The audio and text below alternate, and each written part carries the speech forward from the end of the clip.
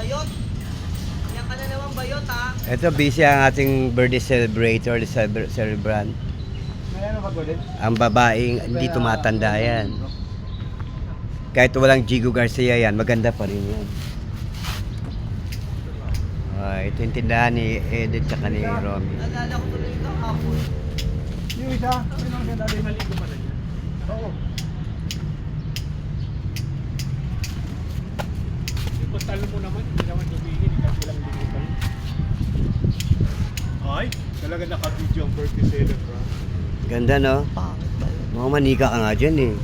Nilagyan mo na naman ng TikTok. Hindi, wala to sa ano to. Pag TikTok maganda. Madaya, ayoko na madaya.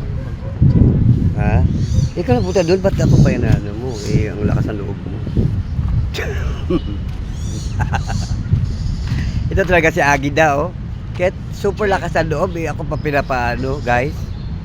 Yan ang babaeng ano, may kapangyarihan. Gagamba. Ayun ka. Ano? Ba't ang ganda-ganda mo dyan?